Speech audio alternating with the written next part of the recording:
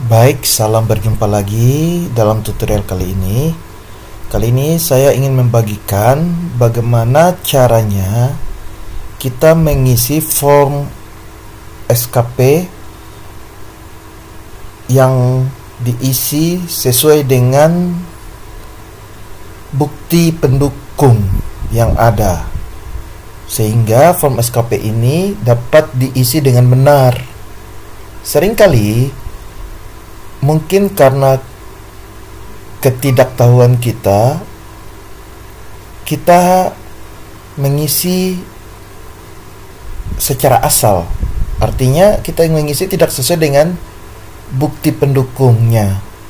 Seperti itu. Oleh karena itu, marilah simak dengan cermat sehingga untuk proses pengisiannya juga bisa diisi dengan cermat dan benar. Yang pertama kali, di form pertama ini kita mengisi dulu identitas pejabat penilai dengan pegawai yang dinilai. Ya, tinggal kita hanya mengklik aja ya bagian nama pejabatnya, kita isi nama lengkap beserta gelar. Terus yang kedua, NUPTK. Untuk NUPTK ini saya sarankan kita menambahkan tanda petik 1 di depan sebelum angkanya. Untuk apa? Supaya penulisan NUPTK ini tetap lengkap seperti ini, sehingga dia bentuknya menjadi teks. Kalau kita menghilangkan tanda petik, nanti angka-angka ini tidak secara lengkap. Seperti itu ya.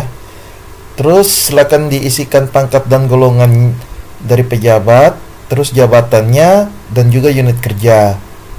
Lalu yang kedua, kita mengisi pegawai yang dinilai, yaitu kita sendiri. Silakan isi nama lengkap beserta gelar, NUPTK-nya, di mana diawali dengan tanda petik 1, baru NUPTK-nya.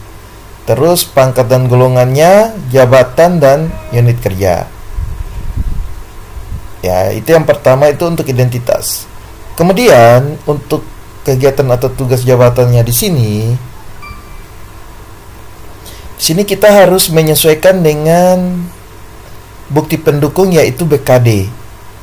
Ya, untuk yang pertama melaksanakan perkuliahan per semester, di mana setiap 10 SKS satu angka kumulatif ya. Artinya setiap SKS-nya dikali dengan 1.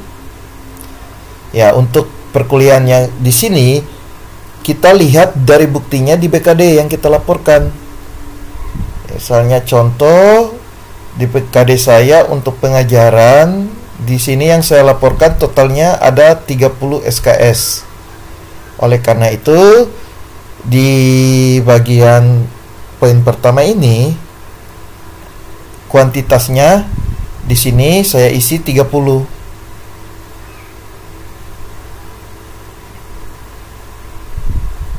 Sehingga saat saya isi 30 dikali 1, maka di angka kumulatifnya itu menjadi 30. Ya, seperti itu.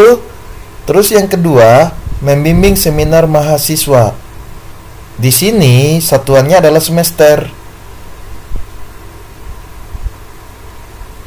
di mana setiap semester itu di angka kumulatifnya 1. Seminar mahasiswa yang dimaksud di sini adalah seminar yang diikuti oleh mahasiswa pada pertemuan ilmiah, bukan seminar proposal ya. Jadi di sini yang dimaksud di sini adalah membimbing seminar mahasiswa itu adalah seminar yang diikuti oleh mahasiswa bimbingan kita pada pertemuan ilmiah. Seperti itu. Jika tidak ada, di sini kita isikan 0.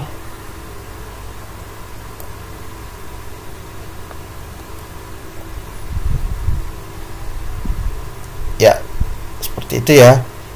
Kemudian di sini membimbing KKN PKN KKL. Artinya kita sebagai dosen pembimbing mahasiswa ikut kegiatan KKN, praktek kerja lapangan atau KP. Itu silakan kita isi, di mana setiap semesternya itu di kumulatifnya 1, artinya dikali dengan 1.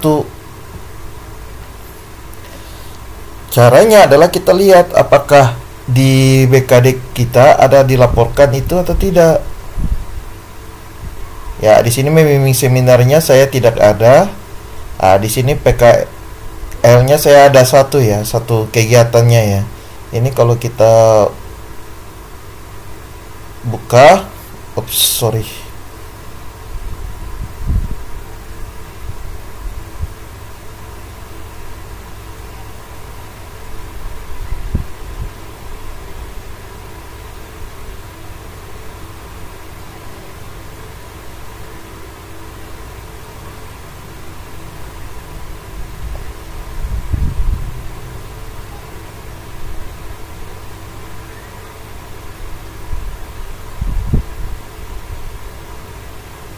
Oke. Di sini saya laporkan ada satu kegiatan. Maka di SKP-nya sini saya isi 1.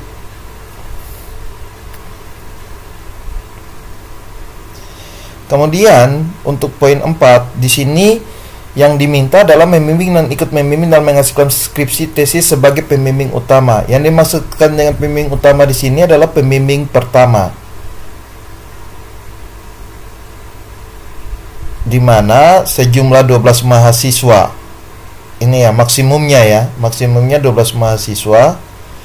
Jadi di sini saya lihat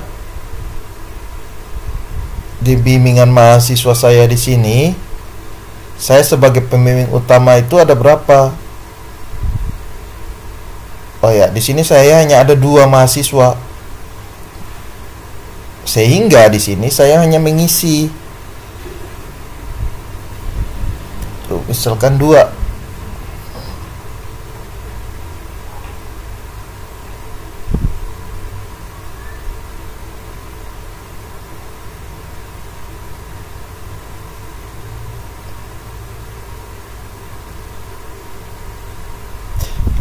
Lalu yang berikutnya adalah bertugas sebagai penguji pada ujian sebagai ketua. Ya, dalam hal ini itu kita sebagai penguji pertama. Ya, dimana maksimum di sini sejumlah 8 mahasiswa maksimumnya.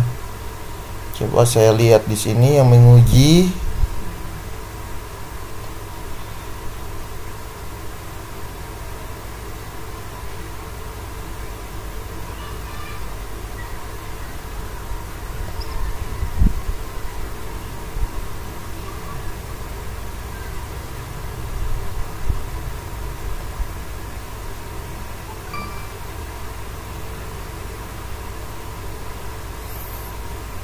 Sebentar ya, saya cek ya yang sebagai penguji pertama ya.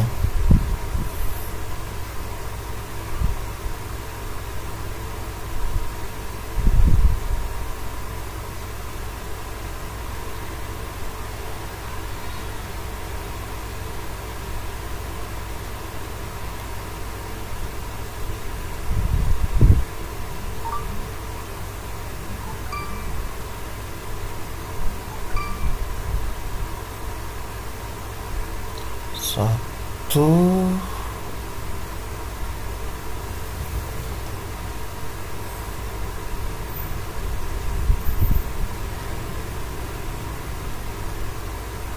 satu,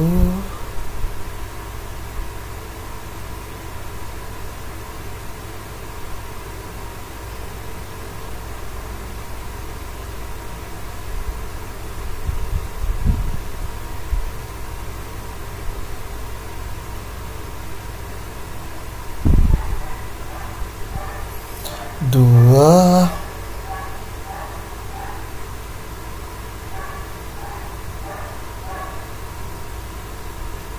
tiga, 4,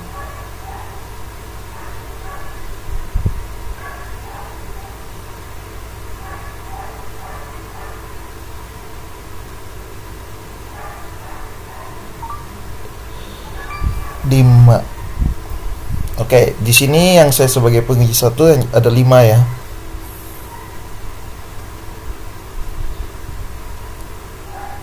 Oke, di sini 5. Oke, terus membina kegiatan mahasiswa di bidang akademik dan kemahasiswaan. Ini sama seperti peran kita sebagai dosen PA tiap semester. Oke, karena tiap semester, jadi ini hanya baru 1 semester, maka di sini saya isi 1. Kemudian diktat.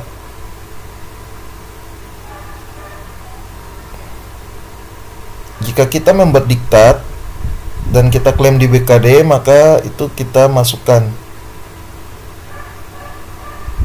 Oke, tidak ada ya. Maka di sini saya isikan 0. Terus yang nomor 8 di sini tolong diperhatikan bahwa yang diakui di dalam SKP di sini adalah yang menduduki jabatan pimpinan perguruan tinggi tetapi sebagai ketua jurusan atau ketua program studi. Jadi yang diakui di poin 8 ini adalah jabatan perguruan tinggi sebagai ketua jurusan atau program studi. Jadi kalau misalnya yang sebagai ketua program studi, silakan diisi tiap semester ya. Jika tidak ada, maka kita isikan 0 atau bukan kita yang sebagai pejabat ketua program studi atau ketua jurusan.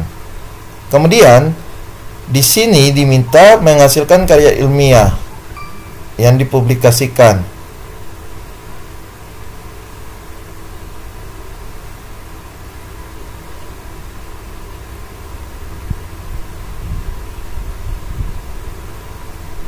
Tinggal kita lihat di sini di bagian publikasi ada berapa karya yang kita publikasikan.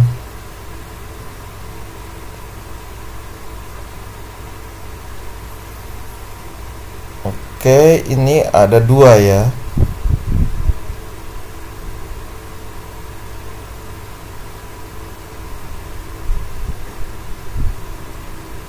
Oke, hanya 2 yang dipublikasikan. Oleh karena itu di sini saya tulis 2. Terus kemudian melaksanakan pengabdian masyarakat dalam bentuk memberi penyuluhan secara insidental. Nah, kita lihat lagi di sini pelaksanaan pengabdian.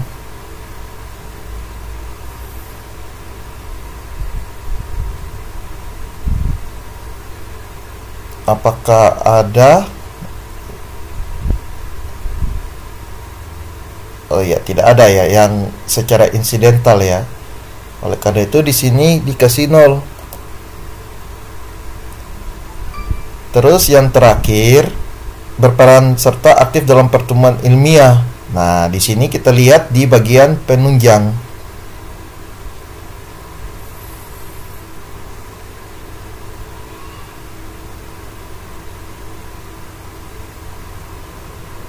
Ini ya, berperan serta aktif dalam pertemuan ilmiah. Di sini saya ada mengikuti 2 kegiatan. Jadi di sini kita isi 2. Ya, seperti itu. Jadi untuk pengisian SKP ini disesuaikan dengan pelaporan BKD-nya. Apa yang kita laporkan di sini? Ya. Ya, seperti itu ya. Jadi itu pengisian di form pertama.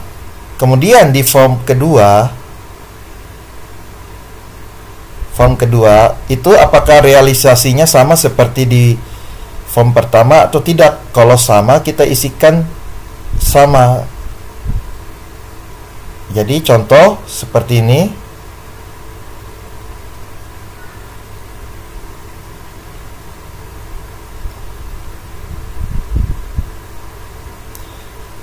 Perkuliahannya saya laporkan 30 SKS.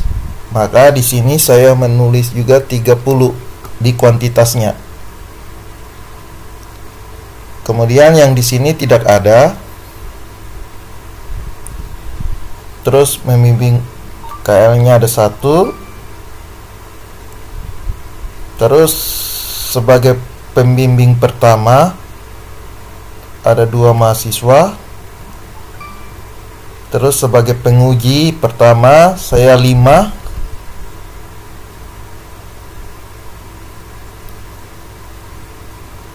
Oke, PA untuk semester ganjil 1. Ini tidak ada. Kemudian majalahnya ada. Pengabdian dalam penyuluhan saya tidak berperan serta 2. Ya, seperti itu ya.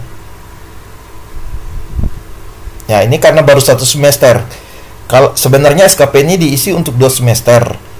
Jadi nanti kalau 2 semester tinggal untuk jumlah SKS-nya itu nanti kita tinggal kumulatif saja. Seperti itu. Ya, untuk semuanya nanti tinggal dikumulatif semester ganjil dan semester genap. Ya. Jadi ini sudah langkah berikut kita masuk di penilaian. Jadi tolong diperhatikan di sini untuk di bagian penilaian yang akan kita isi di perilaku. Poin kepemimpinan ini hanya boleh diisi oleh para pejabat yang menduduki jabatan. Jadi kalau kita tidak menduduki jabatan, maka kepemimpinan ini tetap tidak boleh diisi atau diberikan 0 ya. Artinya tidak perlu kita mengisi 0, 1, 2 atau 3.